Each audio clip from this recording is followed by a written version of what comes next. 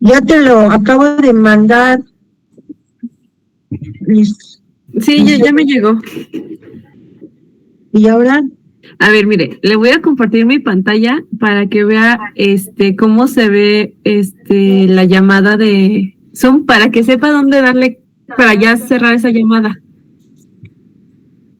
¿Dónde me lo vas a compartir? ¿Aquí? Sí, aquí en la llamada de... O en WhatsApp. Como usted diga, como usted prefiera. Yo aquí estoy compartiendo la pantalla. Ajá. Y mire, aquí está en Zoom y aquí está, a ver. Aquí está usted. Aquí estamos usted y yo en Zoom. Hola. Entonces aquí en donde dice Live, nada más darle para finalizar la llamada. ¿En donde dice qué? Live, bueno, donde está el monito con la puertita. A ver, aquí no veo el monito con qué. Ay, del lado derecho, abajo, ajá, está ese dibujito del muñeco que sale una puerta roja en la llamada de Zoom. Y ahí nada más le tiene que dar clic y ya. Para que usted para finalizar la llamada de Zoom y que podamos irnos a mí. ¿Dónde está el teléfono en rojo? Ahí le doy. No. Ese está viendo Meet. Sí. Usted ahora váyase a Zoom. Ajá, váyase usted a Zoom. ¿A Zoom? Ajá. Y dele clic en donde está abajo en el cursor, le aparece una barrita y hay un monito que está saliendo por una puerta. Ahí dale clic. Un monito que está saliendo del lado derecho, sí, abajo, o a lo mejor, aquí. Hay un muñequito, una figura de un muñequito que sale en una puerta roja chiquita. Ya, yo espero que... En su lado derecho, abajo. Sí, ya lo vi. Ahí dele, ahí dele y listo. No es esa. Sí, o ¿sabe qué? Ponga Alt Q y ya se cierra la llamada de ¿Alt qué? Q. A ver. Y debería de cerrar la llamada de Zoom.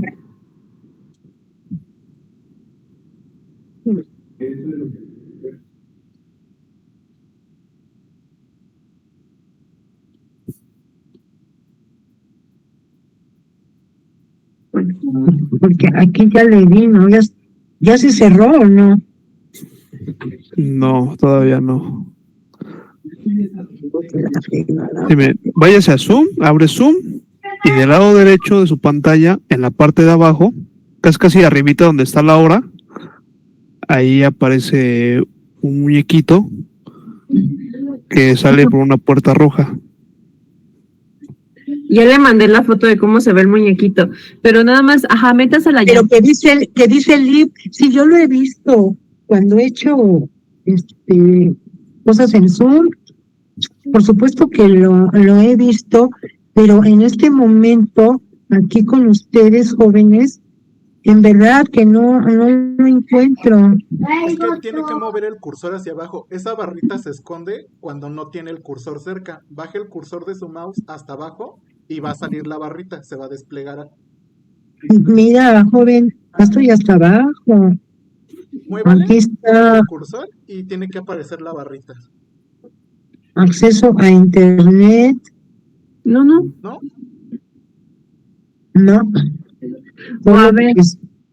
Solo que sea No. Otra opción es usar el administrador de tareas, ¿no? Para que lo cierre directo y ya nos vamos a mí. Sí, a lo mejor sí me da.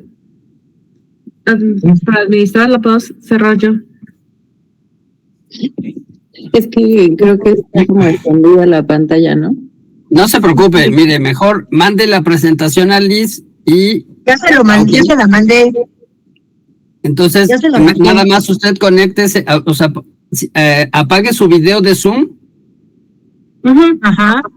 Y métase a Google. Y ahorita, ya si está en Google, ya esta Liz puede compartir y ya después cierra todas las aplicaciones para que no perdamos más tiempo. Oye, pero me meto a Google Meet. Sí. Pero mándame el link, Lisette, por favor. Ya está, usted ya está en Google Meet. No, yo ya estoy en Google Meet, ya estoy. Ya, entonces nada más, Liz, ya tienes la presentación. A ver, ¿la puedes compartir? Sí, a ver, permíteme tantito, David. A ver, Ay, un segundito. francamente. No se preocupe. No, sí me preocupo porque no, de verdad que no, sí Si me quiere, mire, para las futuras conexiones, yo le ayudo con Liz, le ayudamos con la conexión y ya usted nada más nos manda el material y le ayudamos a presentar todo para que sea más dinámico. Yo pensé que me ibas a decir, ay, doctora, el próximo viernes nos vemos ahí en su cubículo, bien a gusto. Ah, es que algunos estamos fuera de Ciudad de México. Ay, pero te vienes de fin de semana, ¿cuál es el problema? Sería buena idea. No, es que francamente, pues sí, el Zoom por la pandemia, y bueno, pues sí, yo lo manejaba, pero ya lo he dejado de hacer. Y bueno, yo soy generación baby boomer, ¿sí? Y para mí, y además socióloga, imagínense, para mí es importantísimo ver a la gente, convivir, compartir, pero bueno, esta es la modernidad que nos está tocando vivir. Y bueno, gracias por su apoyo, chicos, muchachos, chicas, por su apoyo y por su comprensión. Y entonces ya vamos a hacer eso, David Alberto, tú o Lisette, me mandan el link. Sí. Yo soy muy reguladora, me mandan antes de que entren a la casa de las 7, me lo mandan y nos vemos a las 9 y yo le mando el rollito a Lisette, ¿estás de acuerdo? Sí, está bien. Sí, no tengo ningún problema, no se preocupe.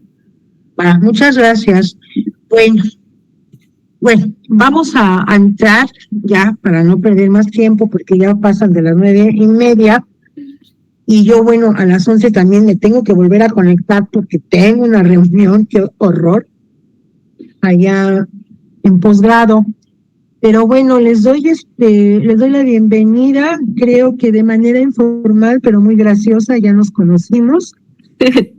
Les decía que soy socióloga, que tengo 1000 años de trabajar en el posgrado de la Facultad de Arquitectura, que soy vecina de ustedes, la puerta, entran ustedes, no sé si ya fueron a las oficinas de la especialidad, la puerta que ven al fondo entrando, luego la abren y luego está mi cubículo, cuando se les ofrezca cualquier cosa, simplemente saludarme, me va a dar mucho gusto.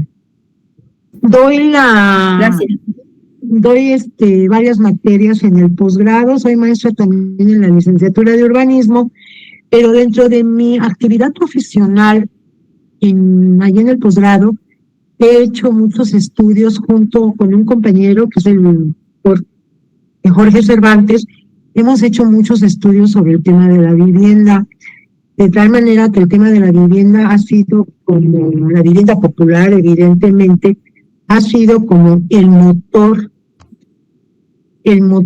de mis investigaciones en el posgrado. ¿Qué les quiero decir con esto? Una buena parte yo me voy a centrar en la vivienda, porque además, ya dicho sea de paso, la mayoría o la mayor parte del suelo urbanizado de las ciudades está destinado a la vivienda. Hay una parte o un porcentaje de suelo muy importante, pero que no es definitivo, es la vivienda media, la vivienda residencial, pero en realidad la mayor parte tiene que ver con dos fenómenos. Uno es la vivienda de interés social, la construida dentro de un mercado formal de producción de vivienda, pero también la vivienda, los asentamientos irregulares que se da por procesos fundamentalmente que el proceso de la autoconstrucción, ¿no? Entonces, bueno, ahí yo voy. Ay, Dios, esto que se metió aquí. Yo por eso les decía, me voy a centrar en la vivienda. Pero bueno, yo no sé si cuando ustedes vieron las materias que iban a llevar ahorita en el propedéutico, Si a alguno de ustedes o a alguna de ustedes les sorprendió la materia de sociología urbana, ¿qué relación tiene con la evaluación inmobiliaria? Si alguien me quiere interrumpir en buena onda, claro, para hacer un comentario, por favor levanten la mano y yo les doy entrada. No sé si les llamó la atención, si se preguntaron, bueno, ¿qué demonios tiene que ver la sociología urbana con la evaluación inmobiliaria? Si alguien tiene algún comentario, ¿no? Bueno, entonces yo me sigo. Y yo les puedo decir, y por lo que les acabo de decir del tema de la vivienda de interés social, la vivienda popular, la vivienda en los asentamientos irregulares, ojo, estamos hablando de suelo, y todo ese suelo, ya sea que tenga una ocupación formal regular o tenga una ocupación informal irregular, es un suelo urbano que está generando valores de una manera o de otra. Y además de los valores que está generando en la ciudad, ese suelo forma parte también de una estructura urbana mayor que se llama ciudad, en la cual, bueno, convivimos sectores de la población, convivimos personas, pero personas con características totalmente distintas, ¿no? De lo que vamos a hablar en estas clases que voy a tener con ustedes, y cómo cada grupo de personas, cada clase social, sobre todo lo voy a llamar, cada clase social tiene una forma diferente de ocupar el suelo, pero también las posibilidades de ocupar ese suelo serán de una manera totalmente diferente. La que sigue, por favor, Lisette, porque yo no las puedo pasar, ¿verdad? Pero No, bueno. pero no se preocupe. Ok, mija, gracias. Aquí hay una serie de preguntas que yo me hago, y yo creo que yo me las hago, y un poco también las comparto, ¿no? Así como les decía, bueno, ¿qué tiene que ver la sociología urbana con la evaluación? Habría primero que tener una definición o intentar tener una explicación de qué estudia la sociología, cuál es el objeto de la sociología urbana, por qué la sociología urbana y qué relación tiene con el urbanismo. La sociología y el urbanismo son ciencias, son disciplinas. Hay una definición de sociología, hay una definición de sociología urbana, hay una definición de urbanismo. No me voy a meter en el estudio de las definiciones porque ustedes pueden entrar al ChatGPT para que les llamen la atención y ahí le pueden preguntar al ChatGPT, oye, dime qué significa o cómo se define el urbanismo o cómo se define la sociología urbana. Solamente les voy a decir que la sociología urbana es una especialidad dentro de la sociología. La sociología es una ciencia porque tiene un método científico, está basada en un método y tiene un conjunto de técnicas que a los sociólogos nos permite acercarnos y de entender en una forma medio filosófica, entender el comportamiento de la sociedad. El urbanismo, y a muchos urbanistas, yo se los digo en la clase que tengo, en la licenciatura de urbanismo, el urbanismo, perdón, pero es una técnica, no es una ciencia. Es una técnica, es una disciplina, porque finalmente el urbanismo lo que hace es conjugar las aportaciones del resto de las ciencias. El urbanismo se nutre del derecho, de la sociología, de la antropología, de la arquitectura, por supuesto, de la ingeniería, de la economía. Entonces el urbanismo es como un champurrado que va tomando los objetos de estudio que son independientes del resto de las ciencias para hacer sus propios análisis, ¿no? La sociología urbana es una especialidad y sí tiene un objeto de estudio que puede decirse que es la ciudad. Pero por ahí hay un sociólogo muy famoso, que fue muy famoso, sobre todo en la década de los 80, fueron dos, Manuel Castells y Henry Lefebvre. Castells es español, Henry Lefebvre creo que ya murió, era francés, pero ellos cuestionaban mucho el urbanismo porque decían que el urbanismo finalmente era una técnica que estaba al servicio de aquellos grupos de población que tenían bajo su control los medios de producción. ¿Cuáles son estos medios de producción? Pues es capital, tener dinero, tener propiedades, tener tierra. Entonces, el urbanismo era una técnica que servía para fortalecer esos medios de producción que estaban bajo el control de lo que Marx en algún momento llamó la burguesía, o la clase social económicamente, la élite, ¿no? Y esto, bueno, nos lleva un poco a entender que la ciudad, y sobre todo jóvenes, las ciudades latinoamericanas son muy desiguales. Yo creo que ustedes lo deben de saber, finalmente son estudiosos, son arquitectos, ejercen la profesión, se dan cuenta, no hace falta tener los grandes conocimientos, por donde uno camina, va y viene, y se da cuenta de las graves desigualdades sociales que hay en nuestro México, en casi todos los países latinoamericanos, pero que además estas desigualdades sociales se reflejan en el espacio, en el suelo urbano. Hay suelos que tienen un mayor valor y hay suelos que tienen un menor valor. La que sigue, por favor. Pero antes de entrar en todo este análisis, que bueno, sobre eso va a versar nuestro curso de ahora. Lisette, si me compartes la que sigues, por favor. Oh, ya me congelé. Bueno, No, está. No, pero ¿No se ve, perdón? una Pues acá está una anterior. lista. ¿Esa? Ándale. Según yo Ahí. sí se veía, perdónenme. Sí, esa ya. No, siempre se ha visto, solo te pasaste una de más. Ok. Arriba ponle presentación con diapositivas desde la diapositiva actual para que se vea pantalla completa. Vale. La ciudad moderna, un análisis de cuál ha sido la relación de la ciudad y el surgimiento del urbanismo. Nos remontamos hasta la ciudad moderna del siglo XVIII, donde ya existía trazado de calles, ya había problemas de circulación, surgen las aceras que separan el tránsito vehicular del peatonal, ya empieza la numeración de las casas, el alumbrado público, y miren, ya desde el siglo XVIII se habla del hacinamiento, el hacinamiento como un fenómeno ligado al deterioro de la vida moderna. La que sigue, por favor.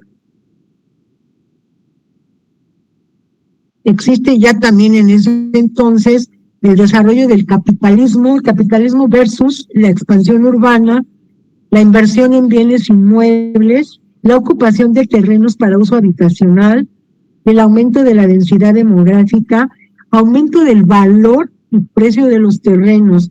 Ya desde ese entonces la ciudad se convierte en un importante objeto de especulación, ¿no?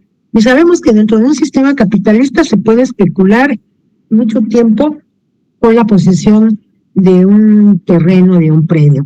La que sigue, por favor.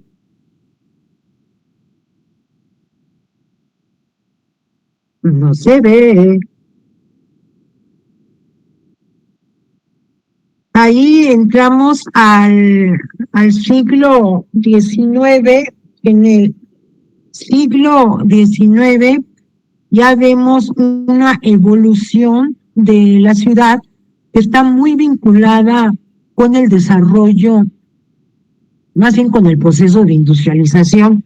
Ustedes saben que el proceso de industrialización que se da a finales del siglo XIX y que se dio principalmente en ciudades como en Londres, en Manchester, en Inglaterra, y que está muy vinculado ese proceso de industrialización a la revolución industrial. No me voy a detener en esta parte, pero sí tengo que destacar en el caso de la sociología urbana cómo ese proceso de industrialización desató o generó un tipo de vida diferente, ¿no? Ya se habla del deterioro de la vivienda, ya se habla del deterioro de las relaciones sociales, Ya se habla de las densidades. La revolución industrial marcó un parteaguas muy importante en todas las sociedades de Occidente. Un poco, miren, podemos hacer la comparación con este proceso de globalización que venimos viviendo desde la década de los 90, creo que fue 1992 por ahí, o no, yo creo que un poquito antes con el Papa anterior, el que ya murió grande. Él tuvo que ver muchísimo con este proceso de globalización, en donde se rompieron las fronteras. Ya no hay fronteras en todos los países de Occidente, ¿no? Y esas fronteras sobre todo se rompen para el intercambio o la circulación de mercancías, de ideas y de muchas otras cosas más. La que sigue, por favor. Entonces, esta globalización que se da desde el siglo pasado ya tiene que ver con ciertas características que surgen sobre todo en el siglo XX, vinculadas con el crecimiento demográfico, con una mejora de la economía y un aumento del nivel de vida de las personas en términos generales, con la necesidad de intensificar el proceso de construcción de nuevas casas, sobre todo casas o viviendas para las personas de menores ingresos. Y algo que tuvo que ver muchísimo con el crecimiento y la expansión urbana de las ciudades fue la llegada del automóvil, ¿no? Que empezó a disminuir las distancias, pero que creó problemas como los tráficos y las congestiones vehiculares. La que sigue, por favor. ¿Cómo ocurren las transformaciones sociales y territoriales en contextos de la globalización? La llegada de la globalización está vinculada también con la presencia del mercado, ¿sí? La presencia del mercado como el actor principal dentro de los procesos de producción, circulación y consumo de mercancías. Y un aspecto o una consecuencia que tiene que ver con esta transformación en todos los estados occidentales tiene que ver con el retraimiento del Estado. El Estado deja de ser un Estado facilitador que se ocupe de las causas sociales para convertirse en un Estado gestor. Y por otro lado, empiezan las privatizaciones y la llegada de la terciarización de la economía. La economía que se dedica a producir bienes no industriales, sino más bien servicios. Otra cosa que podemos ver en las ciudades con esta mercantilización del espacio, con nueva visión que tiene de la ciudad como la ciudad que es un mercado, pues ya cada vez hay menos espacio público, porque el espacio público no genera ganancias, ¿verdad? Para nada. Y todo el espacio dentro de un sistema capitalista, fundamentalmente, el espacio tiene que ser un productor de ganancias, ¿no? Desde el punto de vista de la sociología, de la antropología, se da la pérdida o la falta de marcos referenciales, se dan procesos interesantes que va transformando la familia, se van transformando las redes sociales. No me refiero a las redes digitales, parte de esa transformación de las redes sociales, lo que les estaba diciendo hace un rato, ¿no? Antes nos veíamos en el posgrado bien padre y ahora nos estamos viendo a través de una pantalla. Esa es una transformación que ha tenido repercusiones en tanto sociales como emocionales. Y ahí me quedo. La globalización del consumo. En Internet podemos comprar mercancías que se producen en China, que se producen en Medio Oriente o que se producen en Bogotá, Colombia. Y con un clic nos traen lo que compramos a la puerta de la casa, ¿no? Y por parte de estas transformaciones están vinculadas con las nuevas tecnologías, lo que comento, ¿no? el surgimiento de nuevas formas de relacionarnos, WhatsApp, Twitter, que hoy se le conoce como X, Instagram y YouTube.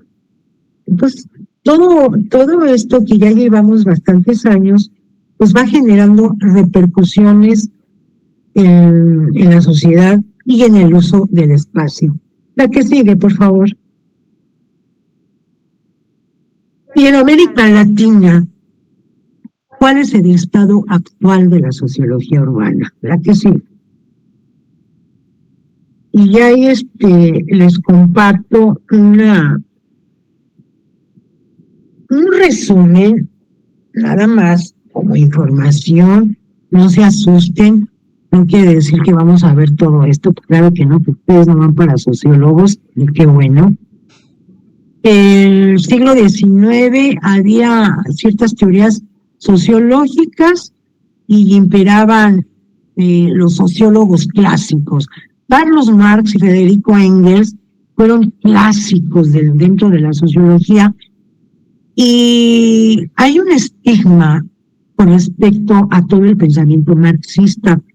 Hay un estigma malintencionado, porque el pensamiento marxista hay que tomar en cuenta que es un pensamiento de carácter ideológico nada más, que no busca enfrentar a los distintos grupos de la sociedad, pero una cualidad que desde mi punto de vista hace más interesante todo el pensamiento marxista es el método de análisis que nos da a los científicos sociales para conocer cómo funcionan las sociedades capitalistas, porque finalmente las publicaciones de Marx, El Capital, que es su publicación cumbre, pues nos está dando un método para poder entender cómo funcionan las sociedades bajo un sistema capitalista.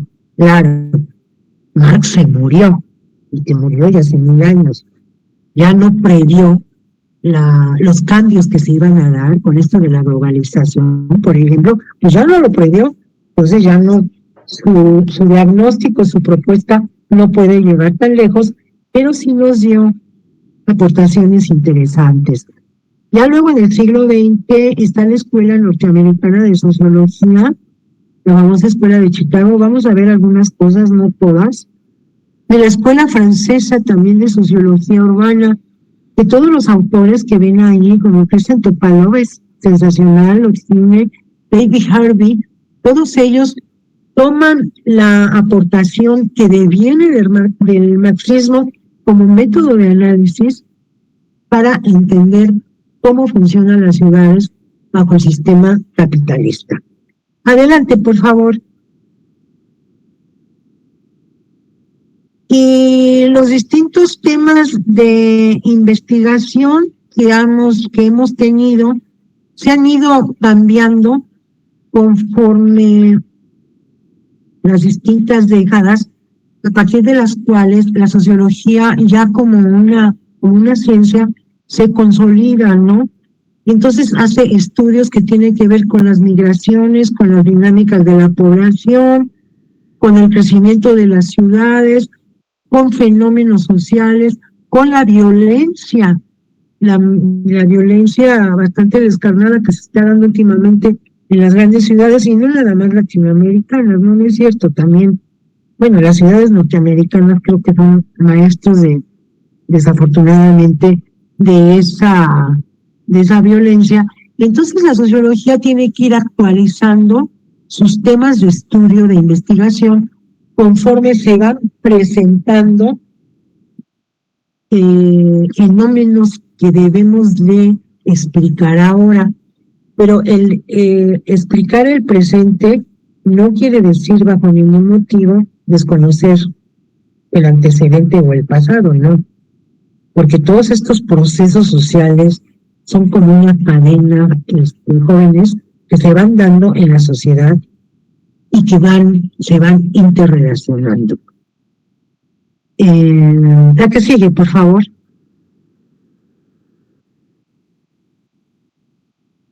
Temas consolidados, ya del 2000 para acá: urbanización, crecimiento urbano, migración, sobre todo antes se hablaba mucho, y voy a hablar en la clase, de la migración campo-ciudad, pero hoy nos estamos enfrentando, y compañeros, a una migración internacional que no debe de ser nada despreciable, esa migración internacional, porque, repito, todo eso tiene una afectación directa en los valores del suelo.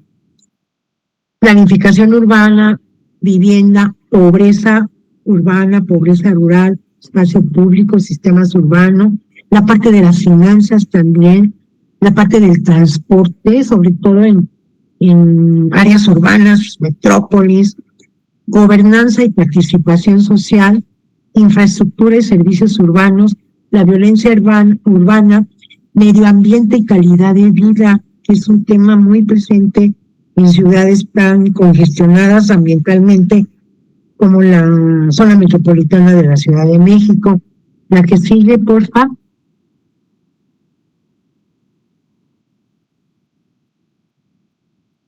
Nuevas formas de relaciones sociales, lo que les decía, ¿no? Las relaciones sociales digitales. Bueno, estamos haciendo ahorita nosotros, a través de una pantalla nos estamos conociendo. Temas muy vinculados a la formación de valores que tienen que ver con la fragmentación del espacio, la exclusión, la segregación, y algo que yo creo que lo habrán escuchado o leído. Hace un mes que se puso de moda, todos los medios estaban hablando de la gentrificación. Yo les aseguro que nadie sabía qué es realmente la gentrificación, que además es un fenómeno sociológico. Se habla mucho de la ciudad y género, el mercado inmobiliario como el actor principal para esa dinámica que va favoreciendo que áreas tengan un mayor valor económico. Y hoy en día se habla mucho de la sustentabilidad, cambio climático, los sismos, pero los sismos nada más el 19 de septiembre, ¿verdad? Porque en el caso de nosotros, los que vivimos aquí en la capital, el resto del año ni nos acordamos. Y vivimos en una ciudad que es sumamente sísmica y que la incidencia que tienen los sismos en las ciudades. Bueno, adelante, por favor. ¿Qué es la ciudad? ¿Qué es el fenómeno urbano? Es lo mismo el proceso urbano que el proceso de urbanización. No. Por un lado, la ciudad la podemos definir como lo vamos a ver más adelante, lo definió un sociólogo de la Escuela de Chicago en los años 20, como un asentamiento denso y heterogéneo de población. Efectivamente, en las ciudades las poblaciones son demasiado heterogéneas. Y un fenómeno urbano pues puede ser cualquiera, ¿no? Todos aquellos fenómenos que pueden ser inclusive definidos o entendidos como fenómenos sociales, la delincuencia, la violencia, los robos, el paracaidismo, los asentamientos irregulares, la pobreza, la movilidad, el uso del transporte, todos esos son fenómenos urbanos que deben y pueden ser objeto de estudio del urbanismo. ¿Qué diferencia hay entre proceso urbano y proceso de urbanización? El proceso urbano es el poblamiento o la llegada de población a ocupar un espacio, una parte del espacio en una ciudad. El proceso de urbanización es precisamente urbanizar las áreas, dotarlas de servicios de infraestructura, de servicios de equipamiento para esa población que llega. A ver, la joven que levantó la mano, qué padre, adelante. ¿Dónde está? Porque alguien levantó la mano. No, alguien se salió de la reunión. Ay, yo ya me había emocionado que iban a hacer una pregunta, un comentario. ¿No tienen ninguna pregunta, algún comentario, nada? Bueno, no es lo mismo, ¿no? Obviamente no es lo mismo. Y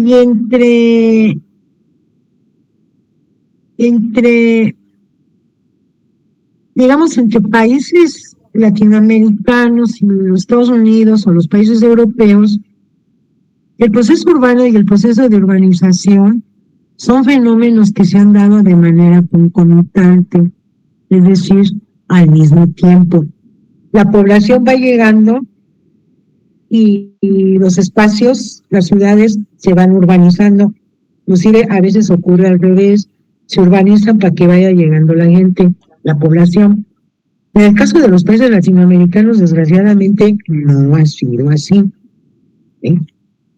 La gente llega a los asentamientos irregulares, la invasión de ciertos predios, y después de las tantas se da la urbanización, la dotación de servicios.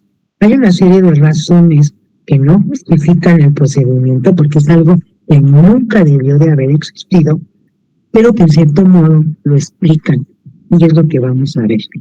Pero bueno, ahorita nada más quede claro que no es lo mismo. Adelante, por favor. ¿Cómo se define lo urbano? Puede definirse desde el punto de vista de la demografía, cómo se va distribuyendo la población y los movimientos de población. La cantidad de gente que llega, que migra de una localidad de menor tamaño a una localidad de mayor tamaño o de mayor importancia, es un tipo de migración, pero también la gente que emigra, los que salen de esa localidad de menor tamaño, de menor importancia, pero que llegan y habitan una localidad de mayor tamaño, de mayor importancia. Y estos movimientos migratorios, sobre todo desde finales de los años 30 del siglo pasado, 1940, después de la Segunda Guerra Mundial, los 50, los 60 y los 70, fueron definitivos en el crecimiento tan impactante que ha tenido la zona metropolitana del Valle de México. Adelante, por favor. ¿Cómo se ha dado este proceso de urbanización en nuestro país? Según algunos estudiosos, como Luis Uniquel, que fue un excelente urbanista, que desafortunadamente murió muy joven, el proceso de urbanización en México se presenta según Sobrino, que es un investigador del Colegio de México, tiene 3 etapas de urbanización. La primera ocurre de 1900 a 1940 con movimientos violentos que rompen con el modelo liberal de crecimiento económico y surge un nuevo Estado nacional. Después de 40 a 80 se da un importante grado de urbanización en los países latinoamericanos y los primeros procesos de metropolización.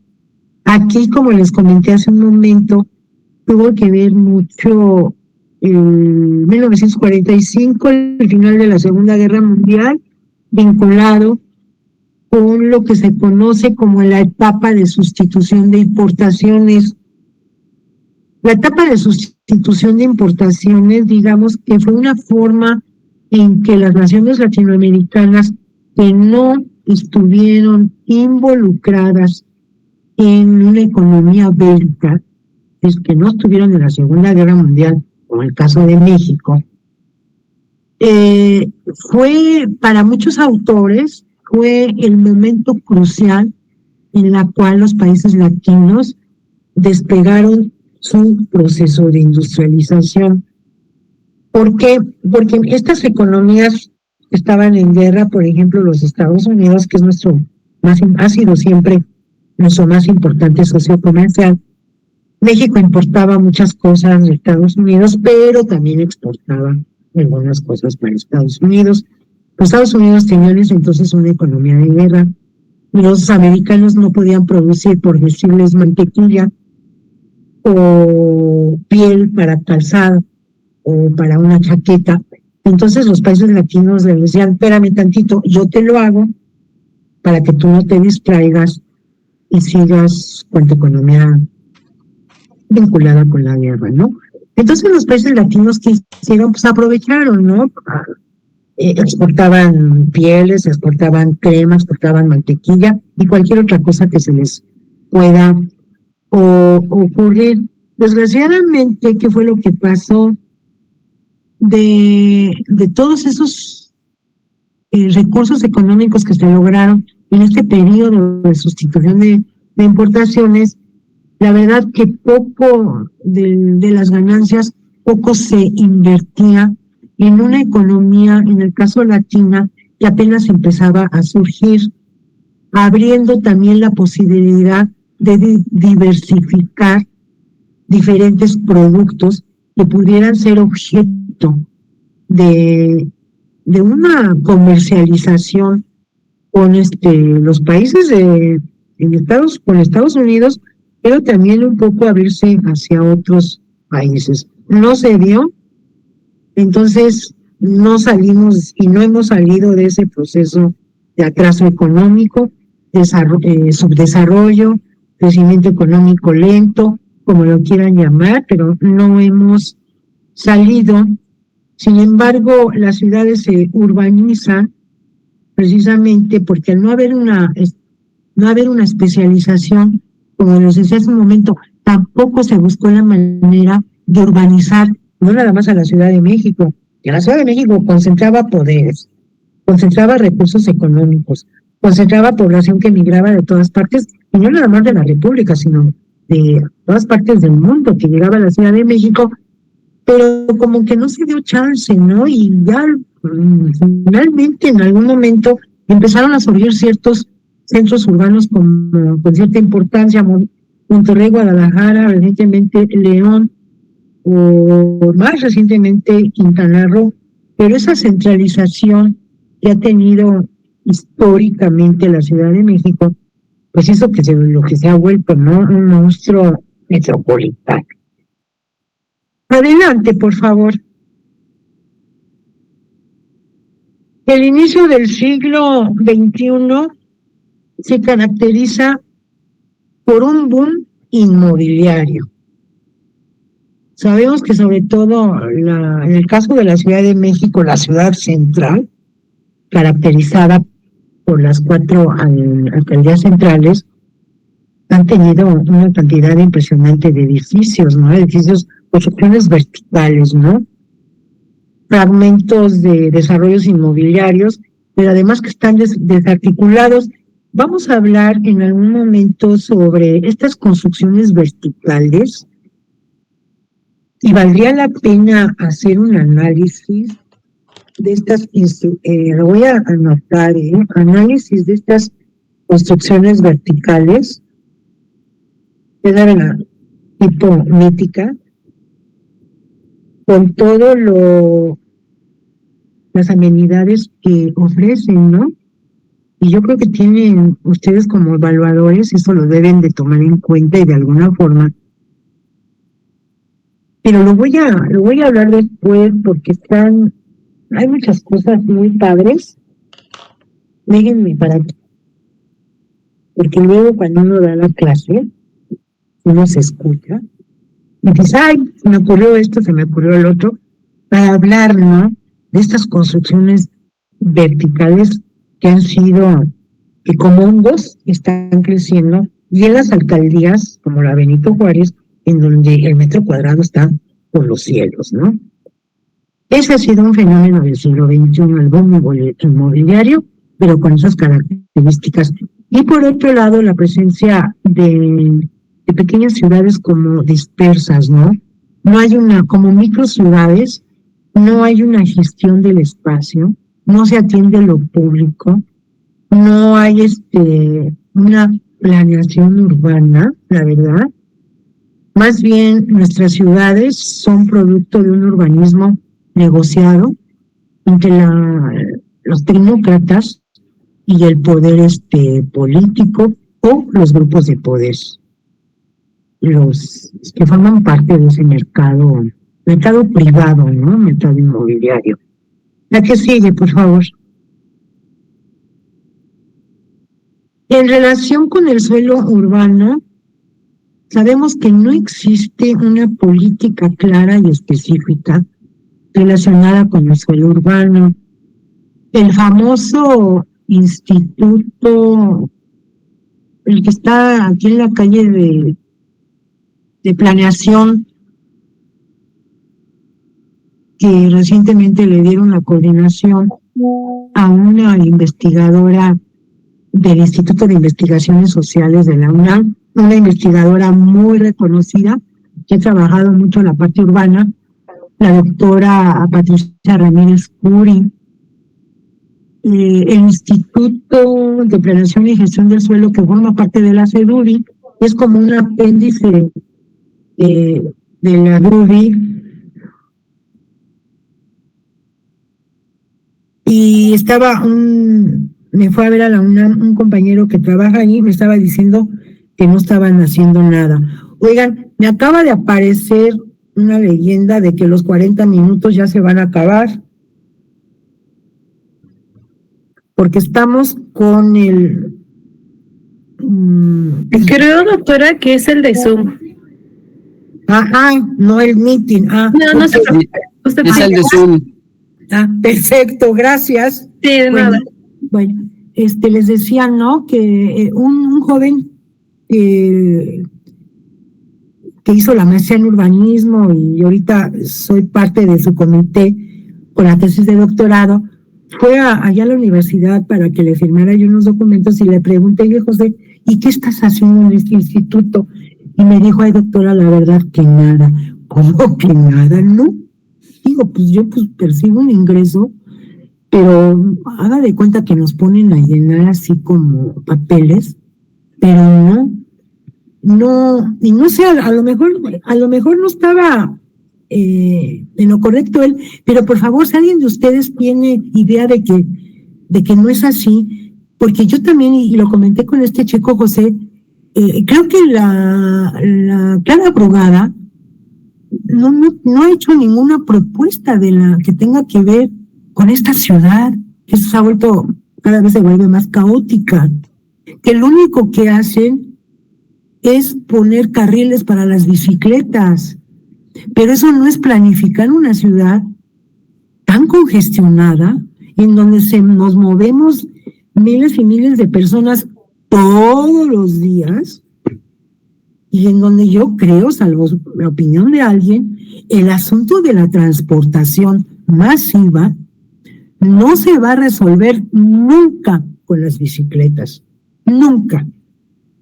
Lo sabemos porque existen ciudades muy congestionadas en el mismo Estados Unidos, la ciudad de Chicago, Nueva York, Los Ángeles, ni se diga, ya para no hablar de las ciudades chinas que nos quedan muchísimo más lejos, pero está demostrado que lo único que puede resolver de mejor manera la movilidad masiva es el metro, punto.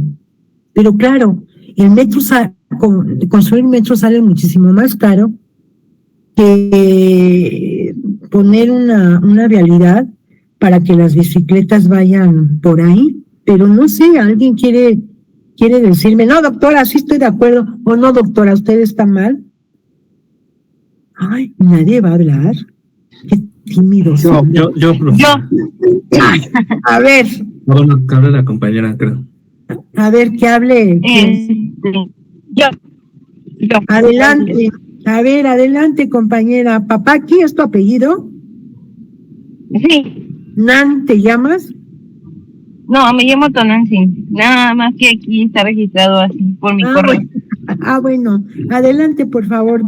Dinos algo. Pues es que realmente existe un mapa en el metro, en el cual en la actualidad ya tendríamos que haber tenido más o menos como 20 líneas de metro. Entonces, desde que se construyó la línea B, que fue creo que hace como 20 años, 22, hicieron un paréntesis muy grande de tiempo de construcción para poder construir la línea 12. Y de ahí yo creo que se van a aventar otro igual para poder construir pues a otra línea, porque si hubiéramos ido con el mismo ritmo de la 1 a la B, ahorita tendríamos que estar con 20 líneas de metro. Totalmente de acuerdo. Es muy cierto que la 12 fue la última, la que fue en tiempos de Marcelo Ebrard, cuando la pandemia, ¿no? Los 2021. Pero bueno, muchas gracias, compañera. ¿Alguien más quería hablar? Juan Carlos. A ver, Juan. Sí, yo quería comentar que sí, desde hace algunos sexenios, nuestros gobiernos pareciera que le tienen como literalmente un miedo a construir una infraestructura urbana de movilidad amplia, masiva, como usted lo comenta, como lo del metro, y, o sea, no se ve ni siquiera un plan, y creo que a raíz de ahí, como un discurso político, solo están haciendo muchas líneas de Metrobús. Entonces no considero que sean las soluciones, pero pues son a lo mejor parte de nuestra movilidad y del entendimiento de la, ¿cómo se llama? Pues sí, de los como nodos de población. Entonces no siento que los estén atendiendo genuinamente. Entonces no se pareciera como que genuinamente es lo que era mi idea, o sea, como que parece que tienen miedo, no sé, no lo construyen, y desafortunadamente el que comenta que construyeron más recientemente, pues ya supimos todo lo que pasó con esta línea. Entonces que tampoco ni siquiera hubo responsables directos. No, pero claro, y es muy cierto, ¿no? Que bueno, no han construido metro, están con los famosos cablebús. Creo que ayer alguien allá en la UNAM comentaron, y yo ya lo había oído, yo creo que ustedes también, que están haciendo un cablebús que va a llegar hasta Ciudad Universitaria, no sé de dónde va a venir, pero ya hay un montón de cablebús. Yo no digo que, miren, yo no digo que está mal, pero a mí tampoco no sé, no me convence del todo, Creo que hasta en un momento dado me da un poco la impresión de que puede ser peligroso, porque ese cablebús a veces va funcionando sobre pendientes muy altas, pero donde hay vivienda por autoconstrucción. Híjole, y un accidente. Iztapalapa. Estándale, ni más ni menos. Muy bien, Iztapalapa. Y dices, híjole, un accidente, uno nunca sabe. Pero, claro, hacer eso y hacer los carriles confinados para las bicicletas tiene un costo menor. El metro es muy caro. Y desafortunadamente sabemos que los gobiernos que ha tenido la Ciudad de México, sobre todo, desde López Obrador hasta la fecha, pues son gobiernos de un corte populista. Y muchos de los recursos que deberían de estar destinados para obras de infraestructura, entre paréntesis, mejorar el drenaje, porque ya ven los aguaceros que hemos tenido últimamente, y ayer a mí me agarró muy fuerte en Ciudad Universitaria, y eso parecía el lago de Chapultepec, estaba totalmente inundada, pero no, porque los recursos se destinan pues a prebendas sociales, ¿no? Que es lo que genera votos, que es lo que genera la aceptación de la mayoría, ¿no? Darle dinero a los viejitos, a las mamás solteras, a los jóvenes, a los discapacitados, a los que, pero es mucho dinero el que se da en cuestiones de carácter social. Cuando yo no digo que no, pero debería de haber como un estudio más riguroso para dar ese tipo de apoyos sociales, para que buena parte de esos recursos se pudieran aprovechar en una infraestructura urbana que la necesita la Ciudad de México, pero a gritos y de cualquier tipo. Pero bueno, a eso son parte de los problemas que se viven en una ciudad, en un país como el nuestro, donde pues no hay una política urbana clara, no hay una política urbana. Todo, como me decía este chico, que trabaja en parte de la CEDUBI, en un instituto que está ahí, ahorita no recuerdo su nombre, que así un programa concreto no lo ven. Bueno, la que sigue, por favor. Doctora Laura levantó la mano. Ay, a ver, Laura, perdón, Laura. Laura, adelante. Gracias. Yo quería hacer un comentario con respecto al tema de esta vía que están haciendo justamente en Tlalpan para las bicicletas. Creo, esa es una opinión muy personal, que la Ciudad de México no está todavía diseñada para el uso de la bicicleta, por lo menos en vías rápidas como Tlalpan. Yo creo que es un proyecto desfavorable porque hemos visto la realidad, ¿no? Por ejemplo, en la Avenida de los Insurgentes y Reforma, continuamente hay accidentes porque es un carril confinado para bicicletas, aunque es invadido por motociclistas.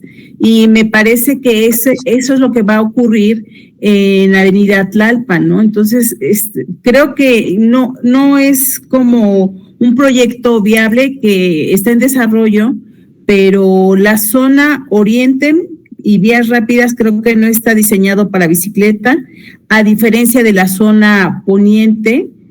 Por ejemplo, este corredor en Ferrocarril de Cuernavaca, que es muy factible y hay mucha seguridad para la bicicleta y los usuarios, ¿no? Ese era mi comentario. Gracias. Gracias, Laura. No, es muy cierto, ¿no? No estamos preparados, y hay una buena parte también tiene que ver con la educación de los mismos citadinos, ¿no? Desde los que manejamos hasta los que van en bici, en moto ni se diga, que son una amenaza, o la gente que va caminando. Gracias, Laura. No sé si alguien más quiera comentar algo, si no seguimos con... Sí, yo. Adelante. De hecho, yo creo que la Ciudad de México como tal no es una ciudad que se pensó en su crecimiento para la gente.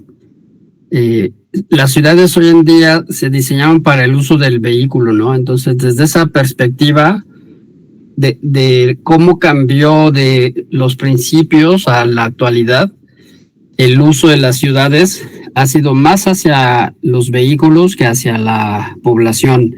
Entonces, platicábamos hace como un año con Gerardo Sig, no sé si tenga la oportunidad de conocerlo, y él decía que justamente tendremos que pensar más en no usar ya el vehículo, porque en la medida que todo el mundo pues vamos cómodamente en el vehículo, vamos nosotros pues dejando el espacio peatonal para que se ceda a la parte del uso del vehículo. Entonces, como arquitectos, sin tener especialidad en urbanismo, pues tenemos que pensar cómo nos interactuamos con los espacios, y justamente él hablaba de propiciar más el desuso del vehículo.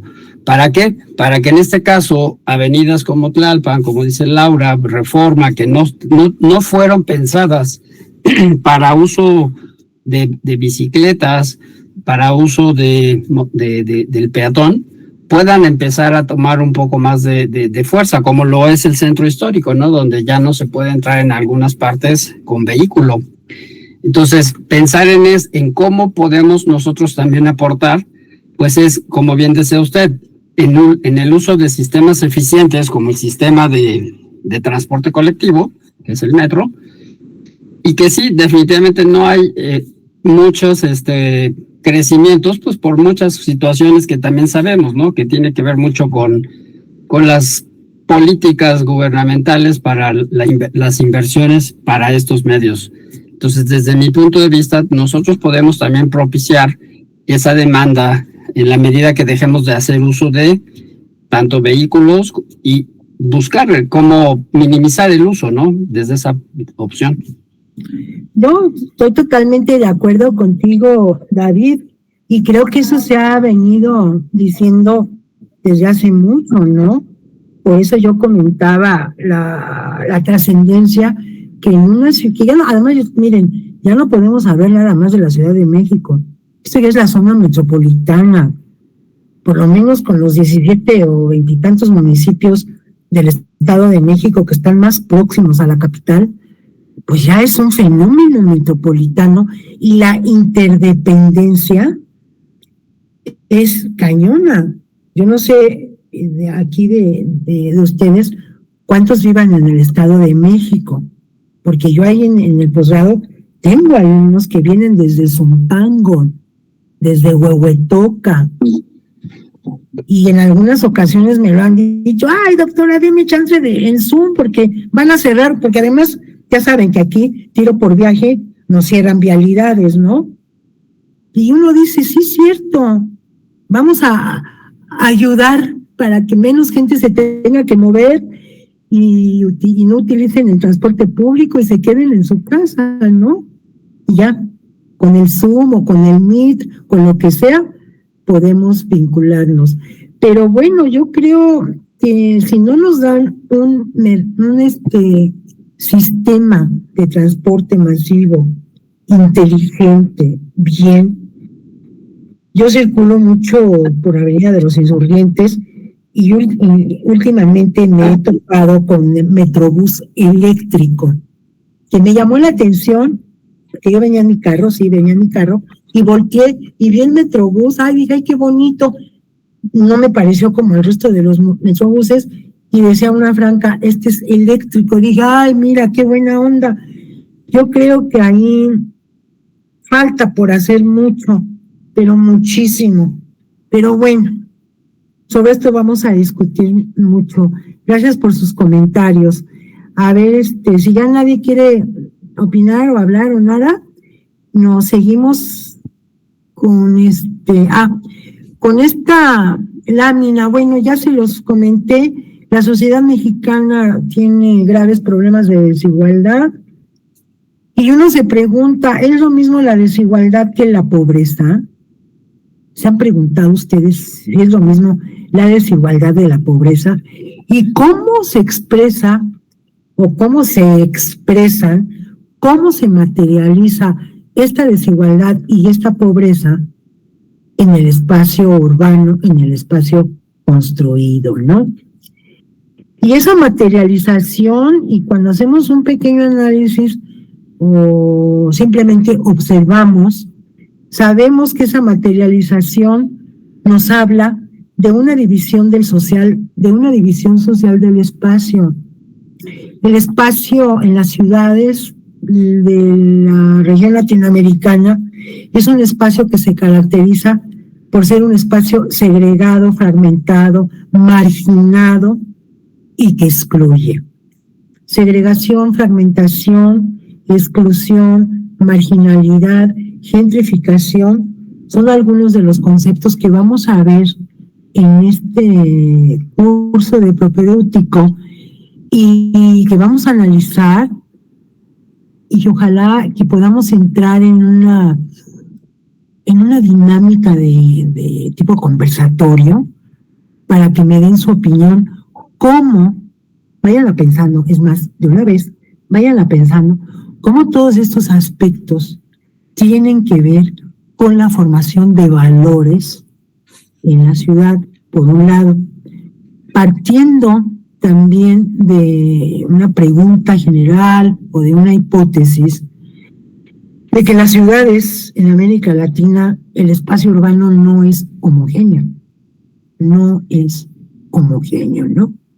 Y cómo se van dando, cómo se van conformando esa diferenciación social y cómo se van imprimiendo valores.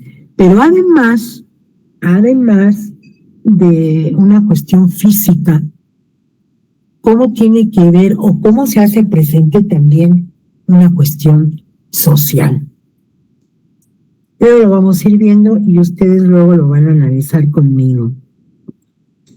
Porque bueno, finalmente la última pregunta, ¿por qué el espacio, el suelo urbano, tiene un valor económico?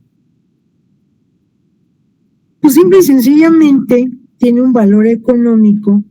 ¿Por qué? Porque en las sociedades capitalistas el espacio urbano, el suelo urbano, es objeto de apropiación. Entonces, cualquiera de nosotros puede ser propietario de un terreno de 100 metros cuadrados, pero también de 1000 metros cuadrados, de 10,000 metros cuadrados, ¿sí? Y es donde se dan los grandes monopolios del espacio. Y junto con esto, al tener cualquiera de nosotros o cualquier persona tiene el monopolio de una determinada cantidad de espacio urbano y lo tiene así como guardadito, pues está especulando, ¿no? Ahí se da el fenómeno de la especulación, porque dice, yo me voy a esperar, aquí lo tengo, volteo a mi alrededor, esto no trata de urbanizarse, a lo mejor el municipio, la ciudad, el estado, el gobierno, la instancia política que quieran, al rato me va a construir una vialidad. En ese momento, con una vialidad ya construida, mi predio ya va a costar 100 pesos más. Y al rato le van a meter drenaje y al rato cantidad de obra urbana. Entonces, el valor se va a valorizar y en ese momento yo lo lanzo al mercado. Es finalmente la especulación que tiene que ver con el control del suelo, que se conoce finalmente como propiedad privada. Adelante, por favor. Política urbana relativa a la planeación urbana, pues ya dijimos que no. Ya les comenté lo que me dijo este chico que trabaja aquí en Sedubi. Estado o mercado. Pues yo creo que hoy en día más mercado, ¿no? El Estado se ha retirado, el mercado inmobiliario es el nuevo agente que está estableciendo inclusive políticas de crecimiento urbano. Con el sexenio, creo que desde López Obrador y ahorita con la doctora Claudia, no tanto. Y Claudia como presidenta, no como jefa de gobierno, pero hasta antes de López Obrador, con Enrique Peña Nieto, con Fox, ni se diga, con Calderón, ni se diga, la cantidad de producción de vivienda que se hizo en el país, pero fue una manera de marcar una política de suelo. Se construyó para el este o el oeste, o el oriente, donde yo construya, ahí estoy generando o estoy mandando fuerzas al mercado para que se vayan para allá. Y finalmente se traduce en una dirección urbana.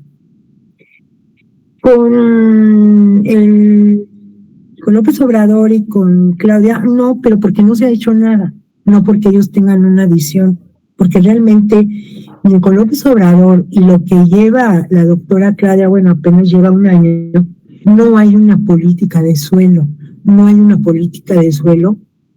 en donde lo mejor, como se hace en muchos otros países, por ejemplo en Colombia, donde se suman tanto las fuerzas del mercado como las del Estado. Si no son excluyentes, compañeros, yo creo que pueden caminar de manera conjunta.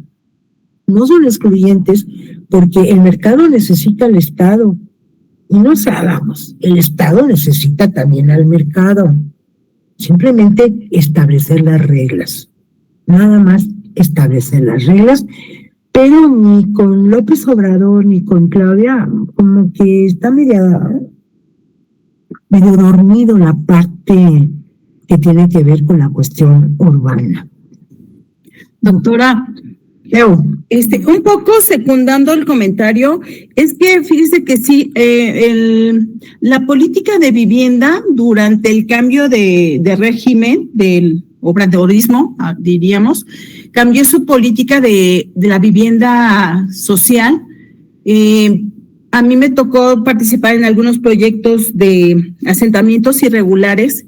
Los consolidaron estos asentamientos por parte del gobierno.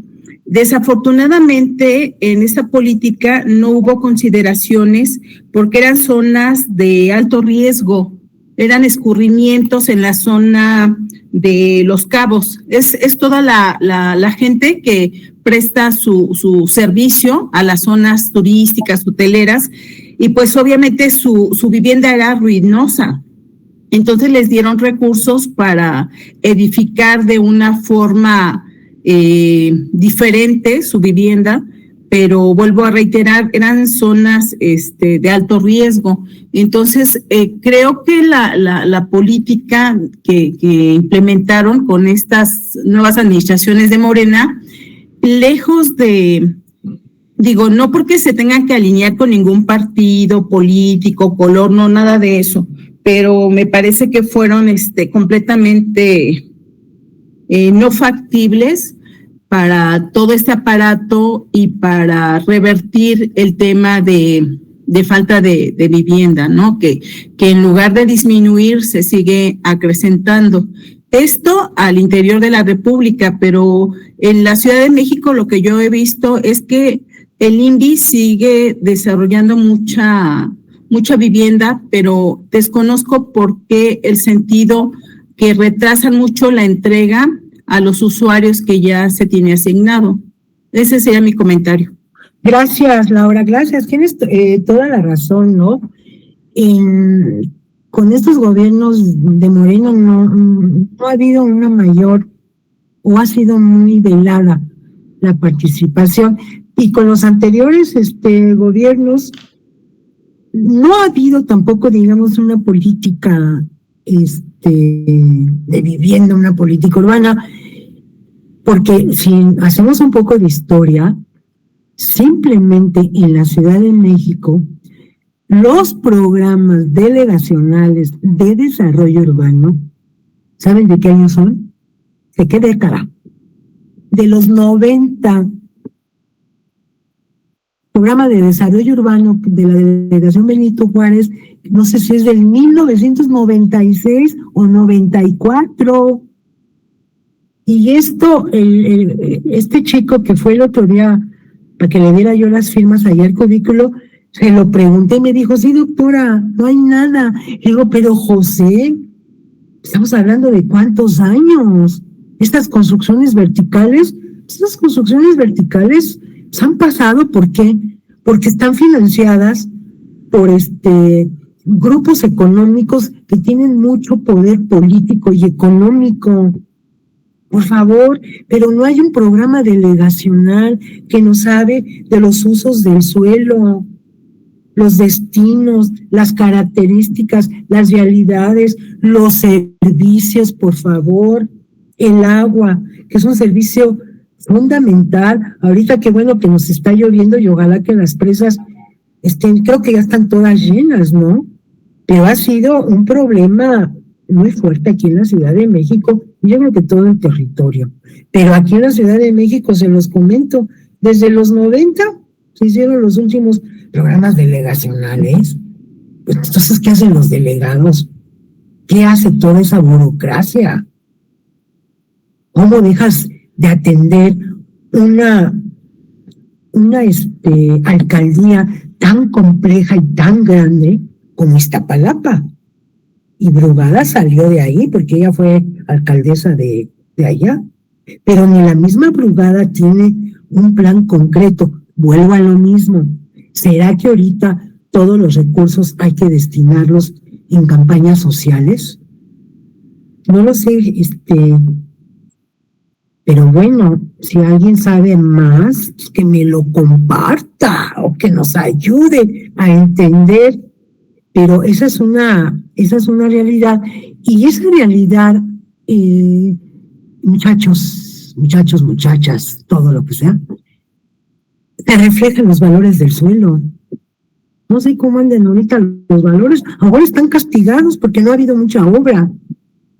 ¿Cómo se van modificando esos valores del suelo? Pero vamos adelante, por favor.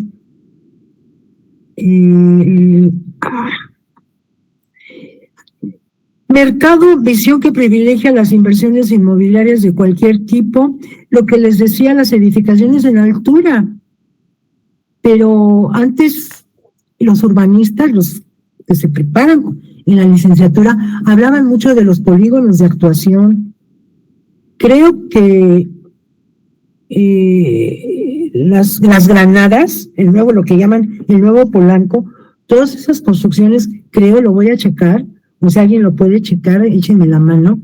No sé si fueron producto de un polígono de actuación. Un polígono de actuación ya ve la edificación y el entorno, pero Mítica creo que no. ¿No? ¿Y dónde está asentada Mítica? Nada más el congestionamiento que se hace ahí, pegada a un hospital, a una clínica, y en la lateral del circuito, Churubusco creo que es, no sé. Entonces dice uno, a ver, ¿eso es planificar? Claro que no. Luego, la desaparición del espacio público, la calle, ¿no? La calle, como Jane Jacobs y su famoso análisis de la importancia que tiene la calle como el vínculo entre lo público y lo privado. Lo privado, mi casa, la calle, lo público, plazas, parques, jardines, y poco a poco la vida de barrio. Se ha perdido mucho la vida de barrio, que como lo dice la misma Jane Jacobs en su grandísima obra, Muerte y Vida de las Grandes Ciudades, el barrio son un poco los ojos, la vida de barrio, que la gente salga a la calle, camine por las aceras, pero caminar por las aceras se ha vuelto un desafío, ¿no? Sobre todo si las mujeres llevamos tacón, porque los pies se nos hacen así, tenemos que bajarnos al arroyo. Y estoy hablando de colonias consolidadas en el área central, ¿eh? Simplemente caminen por cualquier calle en el barrio de Coyoacán. Para empezar, las aceras son bien angostas y tienen 1000 impedimentos, inclusive con tenis no se puede caminar bien. Pero ese ir y venir, como lo decía Jane Jacobs en su magnífica obra, es lo que se convierte en los ojos que cuidan la ciudad, los espacios vacíos, la famosa teoría de las ventanas rotas. Si yo voy a entrar en una calle y veo que no hay gente, y es una calle estrecha, y veo construcciones con ventanas rotas, yo mejor me voy a otra calle, ¿no? Porque me está diciendo que a lo mejor no es seguro caminar por ahí. Todas esas cosas que tienen que ver con la vida de barrio, con el ir y venir, con mantener, con que haya circulación, que finalmente el ir y venir de la gente es lo que hace seguro el transitar cotidiano, ¿no? Lo expone muy bien esta mujer, Jane Jacobs, en una muy interesante obra que se llama Muerte y Vida de las Grandes Ciudades. La que sigue, por favor. Los clásicos, los clásicos de la sociología y la ciudad. La famosa escuela de Chicago. No me voy a detener mucho en esto, no con ustedes, eso en la clase de sociología urbana, que es un semestre en licenciatura y en posgrado, ahí sí, pero aquí nada más lo que les digo, que bueno, Park, Burgess y Mackenzie fueron los fundadores, y en 1929 se analiza Chicago a partir de las relaciones sociales que establecen los grupos humanos, las personas. ¿Por qué Chicago y por qué 1929? 1929 fue un año muy importante en la economía internacional porque fue el famoso crack que todas las bolsas de valores de los Estados Unidos, Nueva York, yo creo, Nueva York, Chicago, las principales metrópolis, se cayeron, ¿no? Y se dio una crisis económica, una crisis financiera, Chicago se convulsionó, empezaron a darse problemas sociales muy, muy fuertes, empresarios que perdieron muchísimo dinero y que se suicidaron. Por eso la escuela ecológica, ellos la llamaron ecológica, pero finalmente es la escuela de Chicago, que la analizan estos sociólogos fundadores como una manera de legitimar la presencia de la sociología urbana en el análisis de las ciudades. Y hasta ahí lo voy a dejar. La que sigue, por favor, Lisette. Tú síguete, Lisette. Síguete hasta la teoría de los círculos concéntricos. Esta es una teoría de la que sigue, ¿dónde están los circulitos? Por favor. Es la famosa teoría de los círculos concéntricos. Fue la famosa, digamos que fue la aportación que hicieron estos cuates de la escuela de Chicago, los sociólogos, porque este esquema, ahorita ya no, pero hasta hace unos 20 años, le servía a los sociólogos, a los urbanistas, a los investigadores de América Latina, que empezábamos a hacer análisis de la ciudad, pues cómo partimos, qué tomamos como punto de referencia. Se tomaba la escuela de Chicago, ¿no? ¿Por qué? Porque las ciudades crecen, las ciudades empiezan a crecer. Ahí está denominado como el loop, que son el centro histórico de acá, digamos, de la Ciudad de México, ¿no? Lo que es lo que hoy llamamos la ciudad central, ¿no? Y cómo esa ciudad central, así como los círculos concéntricos, cómo va concéntricamente por círculos, cómo se van desarrollando nuevas zonas de habitación, pero muchas zonas de habitación que se van desarrollando después del loop, el segundo y el tercer contorno. En los años 40 era el centro, hablando de la Ciudad de México, era el centro histórico, luego la colonia Roma, lo que es la delegación Cuauhtémoc, la colonia el Lindavista San Rafael y la colonia Condesa.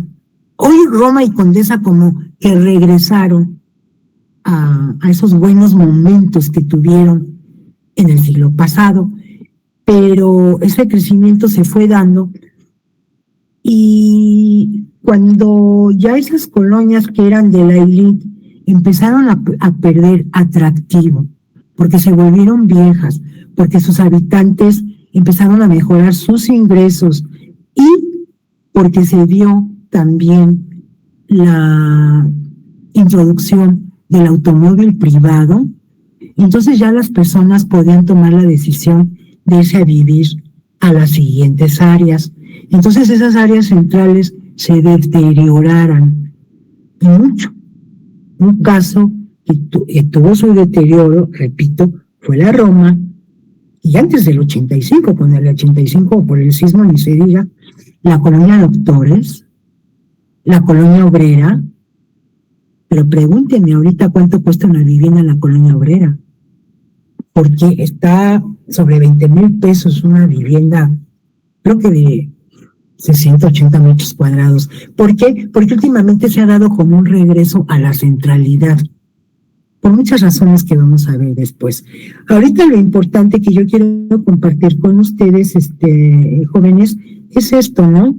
Esos círculos concéntricos, cómo va creciendo la ciudad, cómo va creciendo, cómo se van deteriorando áreas que después de 20 o 30 años vuelven a estar recuperadas porque las personas regresan a vivir a ellas por múltiples factores, en donde entra el mercado inmobiliario y empieza a construir vivienda y otro tipo de usos del suelo que se le da como comercios o centros educativos o centros de entretenimiento, restaurantes, todo eso de lo cual se ha servido mucho la Condesa y la Roma. Y claro, todo eso tiene implicaciones muy grandes en la revalorización del costo del suelo.